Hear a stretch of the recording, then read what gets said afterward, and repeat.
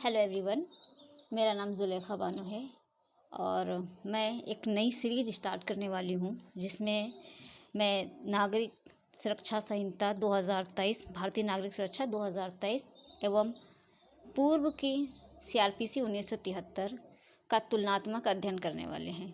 इसके अंतर्गत हम आपको बताएंगे कि दंड प्रक्रिया संहिता में किन धाराओं को जोड़ा गया है, किन धाराओं को हटाया गया है और जो 9 नई धाराएं जोड़ी गई हैं उनके बारे में बताते हैं तथा 10 धाराएं एवं 5 उपधाराएं हटाई गई हैं उसका भी हम जिक्र करने वाले हैं। इसके अलावा कुल 39 नई उपधाराएं खंड जोड़े गए हैं, कुल 44 नए प्रावधान एवं स्पष्टीकरण भी जोड़े गए हैं तथा 177 प्रावधान संशोधित किए गए। कुल 35 स्थानों पर ऑडियो वीडियो इलेक्ट्रॉनिक वीडियोग्राफी साधन शुरू किए गए हैं। त्वरित न्याय प्रदान करने के लिए कुल 35 स्थानों पर समय सीमा का भी निर्धारण किया गया है।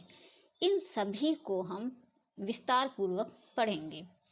जैसा कि आपको हमारी स्लाइड पे दिख रहा होगा कि मैंने एक तरफ भारतीय नागरिक सुरक्षा संहिता 2023, इसके अलावा दूसरी तरफ दंड प्रक्रिया संहिता 1973, यहाँ थोड़ा सा मिस प्रिंट है, इसमें 1873 हो गया, इसे सही कर लेंगे, 1973, इन दोनों को स्लाइड मैंने उठाई हुई है। इस तरह से आप अच्छे से समझेंगे कि सीआरपीसी में क्या प्रोविज़न थे और क्या बीएनएसएस में प्रोविज़न उन्हीं को रखा गया है या उन्हें चेंज करके दूसरा रखा गया है, तो क्या रखा गया है, इन सभी को हम बहुत अच्छे से समझेंगे। इससे पहले थोड़ा सा इंट्रोडक्शन, चूँकि ये वीडियोज़ इंट्रोडक्शन पर्पज़ से बनाया गया है तो इसके बारे में थोड़ा सा आपको बताना चाहूँगी। उसके बाद में हम सीधे एक्ट पे आएंगे और आपको पूरे एक्ट का अच्छे से बताएंगे। देखिए, भारतीय नागरिक सुरक्षा संहिता, इसके अंतर्गत आता क्या है, संहिता। संहिता क्या होता है, दो शब्द आप सुनते होंगे, एक संहिता, एक अधिनियम। अधिनियम जो होता है वो किसी सब्जेक्ट के लिए होता है। संहिता जो होता है वो संपूर्ण माना जाता है। अधिनियम के प्रोविज़न अलग अलग बिखरे नज़र आ सकते हैं, ठीक है, लेकिन अपने आप में जो पूर्ण होता है वो संहिता होता है। ये नागरिक सुरक्षा संहिता है, ठीक है।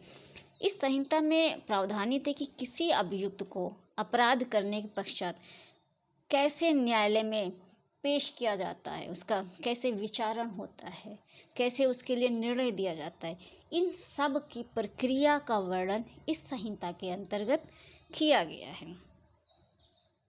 ये जो संहिता बीएनएसएस है, ये एक ऐसा निकाय है जो अपराध के अन्वेषण, जांच और विचारण के साथ साथ अपराध को रोकने के लिए, उसके निवारण करने के लिए इन्हीं तमाम विषयों के संदर्भ में ये प्रक्रिया संहिता प्रस्तुत करती है। आपराधिक मामलों से संबंधित जितनी भी प्रक्रिया हैं वो आपको नागरिक सुरक्षा संहिता के अंतर्गत मिलेगी। जैसे कि सीआरपीसी, अगर हम सीपीसी की बात करें, सिविल प्रोसीजर कोड, तो उसमें सिविल से संबंधित जितना भी प्रोसीजर है आपको वहाँ देखने को मिलता है और ये दंडिक विधियों से संबंधित प्रक्रिया का उल्लेख आपको इस संहिता के अंतर्गत मिलता है। भारतीय संविधान का अनुच्छेद 21 के अंतर्गत यह एक मौलिक अधिकार है कि प्रत्येक व्यक्ति को केवल विधि द्वारा स्थापित प्रक्रिया के अनुसार ही उसके दैहिक स्वतंत्रता को छीना जा सकता है, अन्यथा नहीं। कहने का मतलब ये है कि प्रत्येक व्यक्ति को जीने का अधिकार है।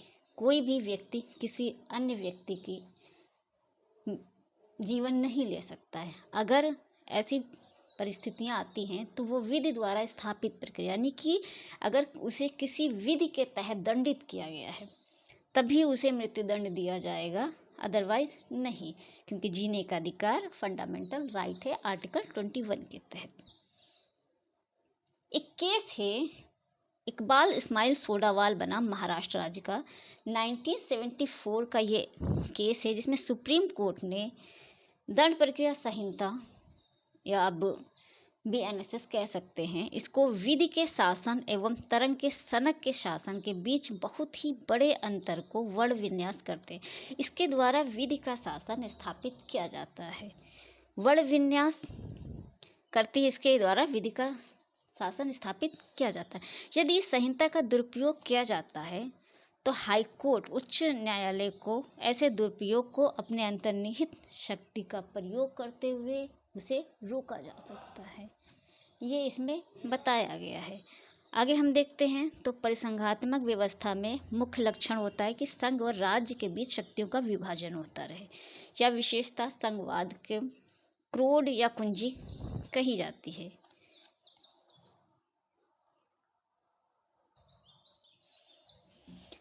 भारत के संविधान के अनुसूची 7 में शक्तियों का विभाजन बताया गया है, जिसमें 3 सूचियां बताई गई हैं, राज्य सूची, संघ सूची, समवर्ती सूची।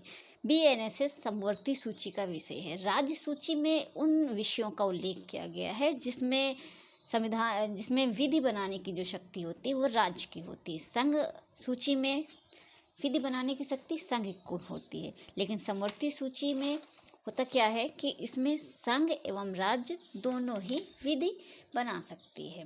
तो ये अगर क्वेश्चन अराइज होता है कि बीएनएसएस किस सूची का विषय है, तो ये एक समवर्ती सूची का विषय है। और समवर्ती सूची में जो इसकी प्रविष्टि संख्या है वो 2 में इसका वर्णन किया गया है।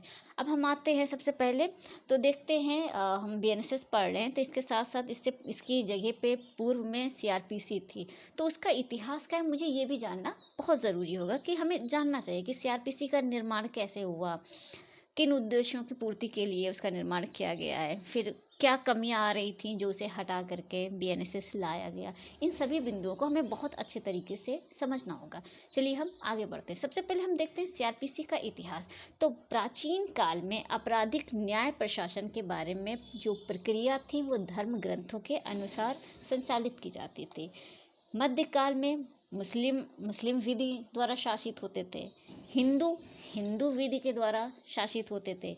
इनकी प्रक्रियाओं में तमाम विषयों को लेकर विरोधाभास था, क्योंकि दोनों के नियम काफ़ी डिफरेंट थे। अंग्रेज़ों के आने के बाद सन 1774 में कलकत्ता में एक उच्चतम न्यायालय की स्थापना की गई थी, जिसके प्रथम मुख्य न्यायाधीश जस्टिस एलिजा एम्पे को बनाया गया था। सन 1852 में क्रिमिनल प्रोसीजर सुप्रीम कोर्ट बनाया गया, जिसके तहत उच्चतम न्यायालय की आपराधिक मामलों की जो प्रक्रिया का उल्लेख है वो किया गया था। सन 1862 में सुप्रीम कोर्ट को समाप्त करके 3 प्रेसिडेंसी नगरों की स्थापना की गई, जिसमें मुंबई, कलकत्ता और मद्रास थे। इनमें तीनों जगहों पर उच्च न्यायालय की भी स्थापना की गई तथा 1865 ईस्वी में उच्च न्यायालय क्रिमिनल प्रोसीजर एक्ट बनाया गया। प्रांतों के लिए अंग्रेजों ने सर्वप्रथम 1861 में कानून बनाया, जिसे 1872 में पुनः बनाया। यह कानून केवल प्रांतों में लागू था। पूरे भारत के लिए प्रथम बार 1882 में इसका निर्माण किया गया। प्रेसिडेंसी नगरों एवं प्रांतों में लागू की गई व्यवस्था। इस सीआरपीसी में कुछ त्रुटि होने के कारण जो 1882 में बनी थी सीआरपीसी, उनको त्रुटि थी, इसलिए उन्हें निरसित करके एक दूसरी बार सीआरपीसी का निर्माण 1898 में किया गया। यानी कि जो पहला हमारा प्रोसीजर, देखिए हम बहुत ही आपको डिटेल में बता रहे हैं इसका इतिहास, कि सबसे पहले जो प्रोसीजर बना, क्रिमिनल प्रोसीजर जो बना था वो 1882 में बना था सर्वप्रथम। उसके बाद में कुछ चीज़ें थी इम्प्लीमेंट नहीं हो पा रहा था, तो उसे हटाते हुए सन 1898 में दूसरी बार सीआरपीसी का निर्माण किया गया था, जिसमें काफ़ी ये इसने बढ़िया काम किया था। इसमें टोटल जो अध्यायों की संख्या थी वो 46 थी और 565 धाराएं थी तथा 5 अनुसूची थी, जिसका अधिनियम संख्या 5 था। तीसरी बार जो सीआरपीसी बनी वो 1973 में बनी थी, क्योंकि सीआरपीसी 1898 की त्रुटियां एवं कमियों का पता लगाने एवं इसके समेकन हेतु केंद्र सरकार ने विधि आयोग को कार्य सौंपा। विधि आयोग ने अपनी 14वीं रिपोर्ट केंद्र सरकार को 1957 ईस्वी में सौंपी तथा यह सिफारिश की कि नई सीआरपीसी का निर्माण होना चाहिए। तत्पश्चात केंद्र सरकार ने विधि आयोग का यह कार्य सौंपा कि यह नई सीआरपीसी ड्राफ्ट तैयार करके भेजे। अब विधि आयोग ने क्या किया, विधि आयोग ने जो अपनी रिपोर्ट पेश की वो 41वीं रिपोर्ट थी। 41वीं रिपोर्ट में नई सीआरपीसी का खाका बनकर तैयार हो गया और वह केंद्र सरकार को सौंप दिया गया। केंद्र सरकार ने तत्कालीन गृह मंत्री, उस समय जो तत्कालीन गृह मंत्री थे वो रामनिवास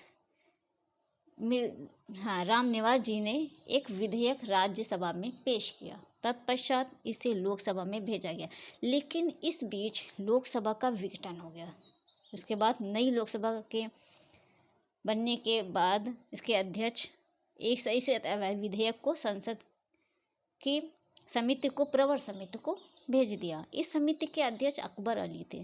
समिति की रिपोर्ट के बाद लोकसभा तथा राज्यसभा ने इस विधेयक को पास कर दिया। तत्पश्चात भारत के राष्ट्रपति ने अनुच्छेद 111, राष्ट्रपति सहमति किस अनुच्छेद में देते हैं, क्वेश्चन राइज होता है, तो अनुच्छेद 111 के तहत 25 जनवरी 1974 को अपनी अनुमति दे दी। इसे निर्माण की तिथि कहा जाता है। तत्पश्चात इसे 1 अप्रैल 1974 को इसे भारत में लागू किया गया। संहिता में अब जो सीआरपीसी बन के तैयार हो गई। सबसे पहले हमने सीआरपीसी देखी, तो सबसे पहले सीआरपीसी 1882 में बनी, लेकिन उसमें कुछ कमियां आ रही थी। उसको दूर करने के लिए 1898 में दोबारा बनाया गया, जिसमें 46 अध्याय थे और 565 धाराएं थी, 5 अनुसूचियाँ बताई गई थी। ये पूरा बन के तैयार हुआ। फिर इसमें भी कुछ खामियां निकल के आने लगी, जिसे निरसित करते हुए 25 जनवरी 1974 को राष्ट्रपति जी की अनुमति के साथ साथ इस अधिनियम को लागू किया गया, जिसे सीआरपीसी या दंड प्रक्रिया संहिता 1973 कहा गया। और यह 1 अप्रैल 1974 को भारत में लागू करने की दिनांक घोषित की गई और उसी दिन से ये लागू माना गया। संहिता में जो सीआरपीसी 1973 थी उसमें टोटल 37 चैप्टर थे और 484 धाराएं तथा कुल 2 अनुसूचियाँ थी। ये तो हमने सीआरपीसी का इतिहास देख लिया। अब तो सीआरपीसी तो है नहीं, हमें तो भाई जानना तो ज़रूरी था ना कि सीआरपीसी से पहले कौन कौन सी आई। तो सीआरपीसी पहले 1882 आई, फिर उसे निश्चित करके 1898 वाली सीआरपीसी आई, फिर उसे हटाते हुए फिर 1973 वाली सीआरपीसी आई। अब इसे भी हटा दिया गया है। अब जो नया आया है, नई संहिता आई है, उसका नाम है भारतीय नागरिक सुरक्षा संहिता सन 2023। इसका हम देखते हैं इतिहास।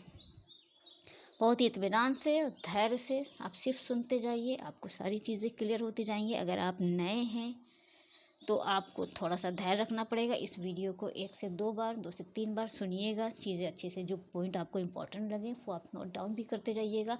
साथ ही साथ आपके एक अच्छा सा नोट्स तैयार हो जाएगा और बहुत जो आपको आगे काफ़ी बेनिफिट करेगा। इसके अलावा हम देखते हैं, तो अब हम आते हैं बीएनएसएस की निर्माण की प्रक्रिया, उस पर चलते हैं। तो सन 2023 को सर्वप्रथम तत्कालीन गृह मंत्री कौन है, अमित शाह जी ने 11 अगस्त 2023, बहुत इंपॉर्टेंट डेट है, इसको आप नोट कर लीजिए। 11 अगस्त 2023 को लोकसभा में उन्होंने एक विधेयक पेश किया। ये आगामी परीक्षाओं में बहुत ही इम्पोर्टेंट क्वेश्चन बनने वाला है कि सबसे पहले तो क्वेश्चन ये बनेगा कि बीएनएसएस को किस ने पेश किया था, तो गृह मंत्री अमित शाह जी ने। डेट पूछी जाएगी तो अच्छे से याद कर लीजिए, 11 अगस्त 2023 को लोकसभा में पेश किया गया था। उसके बाद 18 अगस्त 2023 को राज्यसभा में पेश किया गया। इस विधेयक को लेकर दोनों सदनों में मतभेद था। 2 डेटें निकल के आई, पहले 11 अगस्त 2023 को लोकसभा में, दूसरी है 18 अगस्त 2023 को राज्यसभा में पेश किया गया। फिर इन दोनों में मतभेद स्टार्ट हो गया। आगे देखते हैं। इसी विधेयक को गृह कार्य संबंधी संसदीय स्थायी समिति को सौंपा गया। इस समिति ने अपनी रिपोर्ट 10 नवंबर 2023, 3 डेटें आ चुकी हैं, 11 अगस्त 2023 को लोकसभा में, 18 अगस्त 2023 को राज्यसभा में। उसके बाद में जो समिति को भेजा गया था, समिति ने अपनी रिपोर्ट 10 नवंबर 2023 को दिया। इस समिति की सिफारिश पर 12 दिसंबर 2023 को इस विधेयक को वापस ले लिया गया। अब देखिए, 11 अगस्त को लोकसभा में, 18 अगस्त को राज्यसभा में। उसके बाद में यहाँ से होने के बाद फिर इस समिति को एक संसदीय समिति को भेजा गया, जिसमें अपनी रिपोर्ट 10 नवंबर 2023 को सौंपा, लेकिन इसे वापस कर दिया। वापस की दिनांक क्या थी? 12 दिसंबर 2023 को वापस कर दिया गया। इसी तारीख को एक नया विधेयक प्रस्तुत हो गया। ध्यान दीजिएगा, 12 नवंबर को इसे वापस लिया गया और इसी दिन ही नया विधेयक प्रस्तुत कर दिया गया, जिसका नाम भारतीय नागरिक सुरक्षा संहिता द्वितीय रखा गया। और इसकी अधिनियम विधेयक संख्या ध्यान दीजिएगा, विधेयक संख्या 122 इसे पेश किया गया, जो 20 दिसंबर 2023 को इसे लोकसभा ने पास कर दिया। बहुत इम्पोर्टेंट डेट है, जितनी जल्दी अभी का अभी तत्काल रूप से याद कर लीजिए। 20 दिसंबर 2023 को इसे लोकसभा ने पास किया, जबकि 21 दिसंबर को राज्यसभा ने, 20 को लोकसभा में पास हो गया और ठीक एक दिन बाद 21 दिसंबर 2023 को राज्यसभा में भी पास हो गया ये। उसके बाद 25 दिसंबर को तत्कालीन राष्ट्रपति द्रौपदी मुर्मू जी ने अपने हस्ताक्षर कर इस संहिता का निर्माण किया। तो हमारे लिए जो अभी बहुत ज़्यादा इम्पोर्टेंट डेट्स हैं जो आपको आनी ही चाहिए, वो 3 डेटें ये वाली भी निकल के आई हैं, 20, 21, 25। 20 दिसंबर को लोकसभा में पेश किया गया, 21 दिसंबर को राज्यसभा में और 25 दिसंबर को राष्ट्रपति की अनुमति प्राप्त हो गई। और अनुमति प्राप्त होते ही यह विधेयक एक एक्ट या संहिता बन जाता है। अब इस संहिता में हम देखते हैं चैप्टर की संख्या। सीआरपीसी के हमने आपको बताए थे ना, कितने अध्याय थे? 37 अध्याय थे, 484 धाराएं थी और 2 अनुसूची थी। याद है ना अच्छे से? Very good. आगे हम देखते हैं, अब बीएनएसएस में हम चैप्टर देखते हैं। तो बीएनएसएस में चैप्टर हो गए हैं 39, यानी कि 2 नए चैप्टर इसमें ऐड हुए। तो कौन कौन से नए चैप्टर ऐड हुए हैं? तो अभी आपने अगर सीआरपीसी पढ़ा होगा तो आपको याद आ रहा होगा। एक चैप्टर आपका था व्यतिकारी के संबंध में, चैप्टर नंबर 7 का, और दूसरा चैप्टर जो नया था वो प्ली बार्गेनिंग का था, जो चैप्टर अध्याय 21 का था। तो ये 2 चैप्टरों को जो ए करके थे, इनको पर्टिकुलर एक नया चैप्टर दे दिया गया, इसलिए इसमें 2 नए चैप्टर ऐड हो गए। धाराओं की संख्या देखते हैं, तो इसमें कुल धाराएं 531 थी, जहाँ पे 484 सीआरपीसी के हमने पढ़ी थी और यहाँ पे 531 धाराएं हो गए हैं, यानी कि धाराएं इसमें बढ़ गई हैं। तो बढ़ने का कारण क्या है?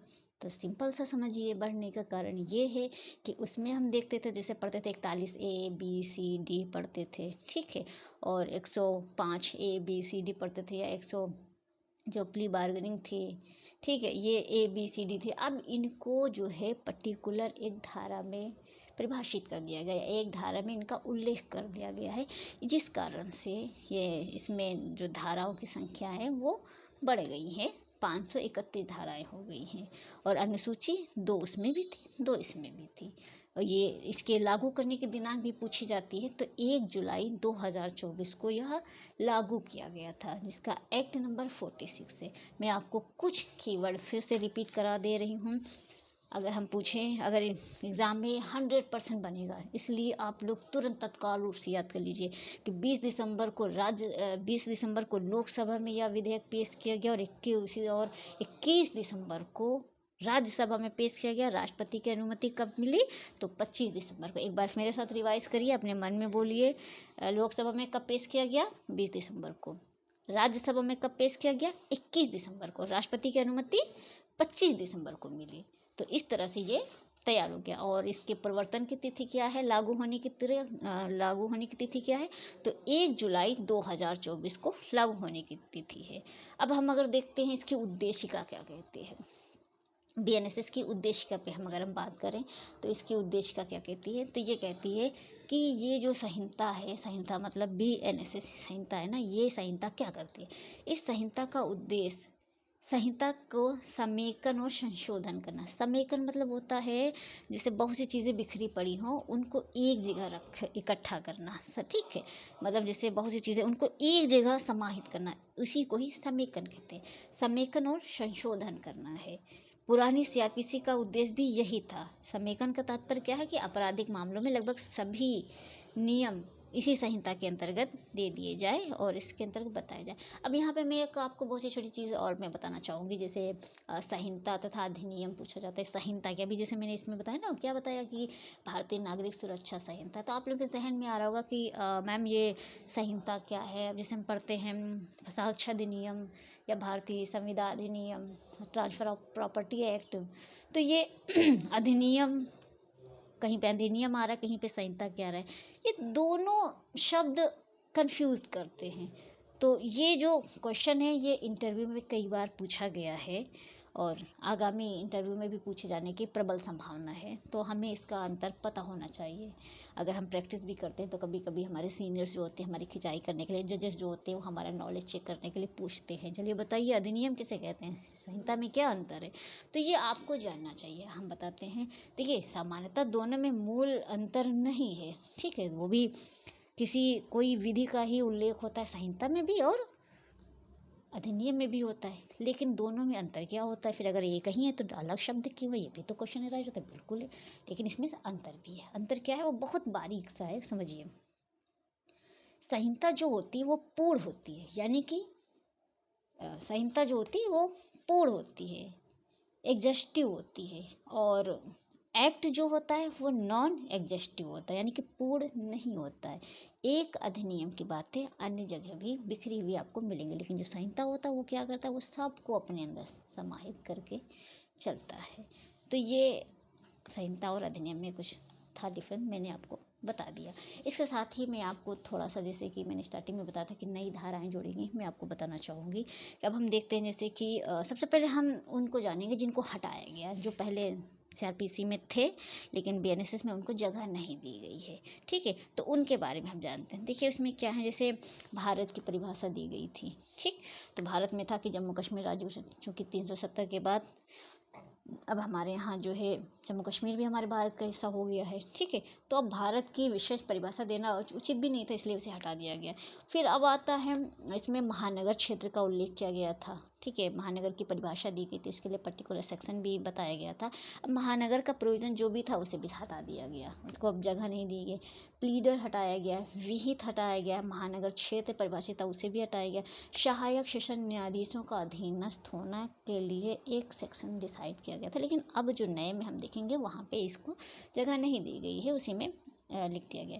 फिर महानगर मजिस्ट्रेट हमने बताया कि महानगर मजिस्ट्रेट, महानगर क्षेत्र, महानगर न्यायालय, ये इन सभी को हटा दिया गया है। इसमें महानगर न्यायालय हो गया, महानगर मजिस्ट्रेट हो गया, विशेष महानगर मजिस्ट्रेट और महानगर मजिस्ट्रेटों के अधीनस्थ, इन सभी को हटाया गया है। यानी कि 2 भारत हटा दिया गया, 2 में महानगर क्षेत्र परिभाषित था उसे हटा दिया गया, 2 में प्लीडर को परिभाषित किया गया उसे भी हटा दिया गया, और 2 में विहित की परिभाषा दी थी उसे भी हटा दिया गया। धारा 8 में महानगर क्षेत्र के बारे में बताया था उसे भी हटा दिया गया, और धारा 10 में सहायक सेशन न्यायाधीश का अधीनस्थ होना बताया गया था उसे भी हटा दिया गया है। धारा 16 में महानगर मजिस्ट्रेटों के न्यायालय बताए गए थे उसे भी हटाया गया, और 17 में महानगर मजिस्ट्रेट और अपर मुख्य महानगर मजिस्ट्रेट बताए गए थे, हटा दिया गया। 18 में विशेष महानगर मजिस्ट्रेट थे, 19 में महानगर मजिस्ट्रेटों का अधीनस्थ होना बताया गया था, 27 में किशोरों के मामले में अधिकारिता बताई गई थी, इसको भी हटा दिया गया क्योंकि इसका वर्तमान में कोई यूजेस था नहीं, क्योंकि इसकी जगह जे एक्ट बना था जो अपने बहुत बेहतरीन तरीके से अपना काम कर रहा है, उसमें सारे प्रोविज़न थे, तो अब इसके लिए इसमें कोई विशेष मतलब इसका था भी नहीं रखने के लिए। और 144 का आयुध सहित जुलूस या सामूहिक कवायद या सामूहिक प्रशिक्षण के प्रतिषेध की शक्ति बताई गई थी, इसे भी अब इसमें जगह नहीं दी गई है। 153 बाटों और मापों का निरीक्षण और 355 महानगर मजिस्ट्रेट के निर्णय जो थे, अब ये समझ लीजिए महानगर में से क्षेत्र हो, जुरिडिक्शन हो, उनका निर्णय हो, कुछ भी हो, सब हटा दिया गया है। फिर आता है 404 धारा थी, वहाँ पे महानगर मजिस्ट्रेट के विनिश्चय के आधारों का कथन पर उच्च न्यायालय का विचार किया जाना, ये भी हटा दिया गया है। तो इस तरह से हमने जिनको अब नई बीएनएसएस में जगह नहीं दी गई उनको हमने देख लिया। अब हम देखते हैं जो नई धाराएं जोड़ी गई हैं कौन कौन सी हैं। भाई जानना तो ज़रूरी है ना, जैसे कि हमने अभी इसमें ही आपको स्लाइड में ही बताया कि 9 नई धाराएं जोड़ी गई हैं, 10 धाराएं और 5 उपधाराओं को हटाया गया है। ये तो मैंने आपको बताया, वो भी तो जानना चाहिए वो कौन कौन से प्रोविजंस हैं जो हटाए गए हैं। तो वो हैं, सबसे पहले देखते हैं परिभाषा क्लॉजेज में। तो परिभाषा में 21A, इसमें श्रव्य दृश्य इलेक्ट्रॉनिक बताया गया ए में, और बी में बेल की डिफिनेशन दी गई है।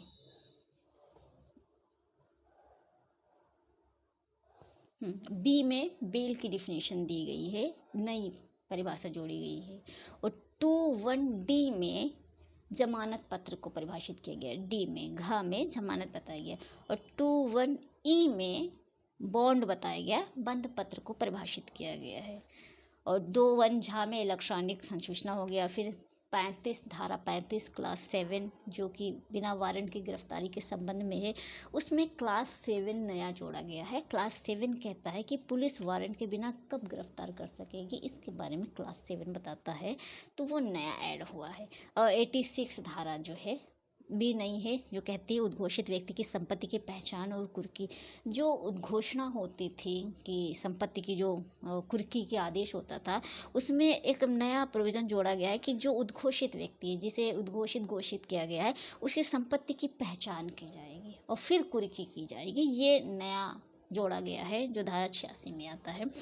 फिर आता है धारा 105 में श्रव्य दृश्य इलेक्ट्रॉनिक साधनों के माध्यम से तलाशी अभिग्रहण का अभिलेख। तलाशी अब इलेक्ट्रॉनिक मोड से भी ली जा सकेगी, इसके लिए नया प्रोविज़न जोड़ा गया है, सेक्शन 105 में बताया गया है। 107 भी नया है, जो संपत्ति की कुर्की, जब्ती या वापसी के बारे में बताता है। धारा 172 व्यक्ति का पुलिस के युक्तियुक्त निर्देशों के अनुरूप बाध्य होना भी बताया गया है। धारा 336 कतिपय मामलों में लोक सेवकों, विशेषज्ञों, पुलिस अधिकारियों का साक्ष्य नया जोड़ा गया है।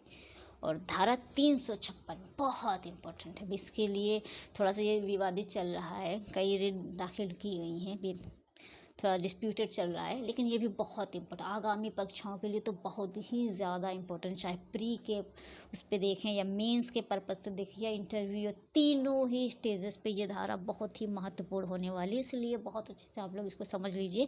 इसमें बताया गया उद्घोषित अपराधी की अनुपस्थिति में जांच, विचारण या निर्णय लिया जाना, ये बताया गया है। ठीक है, फिर आगे बढ़ते हैं तो अगला सेक्शन आता है 398 साक्षी संरक्षण स्कीम, नया जोड़ा गया है। फिर आता है ये भी बहुत महत्वपूर्ण और धारा है 472 472, इसमें मृत्यु दंडादेश मामलों में दया याचिका के बारे में, इसके बारे में कहाँ पढ़ते थे, तो हम संविधान में पढ़ते थे, आर्टिकल 72 में बताया गया क्षमादान की शक्ति राष्ट्रपति की थी, हमने उसमें पढ़ा है, उसमें पढ़ा होगा। और उसके राज्यपाल की क्षमादान की शक्ति है। इसके साथ ही अब सीआरपीसी में भी या बीएनएसएस में भी इसके लिए प्रोविज़न दे दिया गया है, धारा 472 बहुत इम्पोर्टेंट है। फिर आता है 530 में, धारा 530 में है इलेक्ट्रॉनिक पद्धति में विचारण और कार्रवाइयों का किया जाना। तो इस तरह से हमने सीआरपीसी का इतिहास देखा कि कैसे बनी थी। पहली सीआरपीसी 1882 में, फिर दूसरी सीआरपीसी 1898 वाली आई, फिर उसे भी रिपील करते हुए 1973 में सीआरपीसी का निर्माण किया गया, फिर अब उसे भी हटा दिया गया सन 2023 में, उसकी जगह भारतीय नागरिक सुरक्षा संहिता को ला के रखा गया है। तो इस तरह से मैंने इसका पूरा इतिहास हम लोगों ने देखा, इसका उद्देश्य लाने का क्या था वो भी हमने समझा, संहिता और अधिनियम के बीच अंतर क्या क्या थे इसको भी हमने जाना, और ना ये भारतीय नागरिक सुरक्षा 2023 में क्या क्या शब्दों को नहीं जोड़ा गया है, किन किन चीज़ों को जो सीआरपीसी में थे उनको हटाया गया है उसको भी हमने लिखा है, और नई जोड़ी गई धाराओं को भी हमने इसमें बताया हुआ है। तो इस तरह से ये हमारी आज की वीडियो इंट्रोडक्शन पर्पज़ से थी, ये हमारा परिचयात्मक था, हमने इसका इतिहास भी देख लिया, इसका परिचय भी अच्छे से समझ लिया।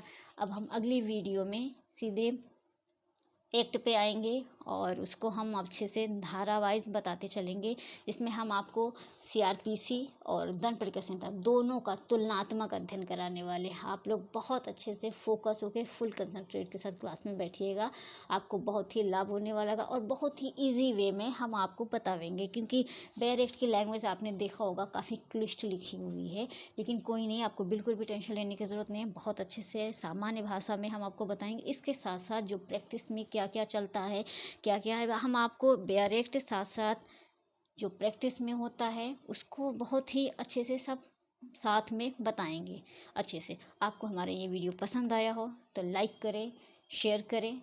Thank you so much.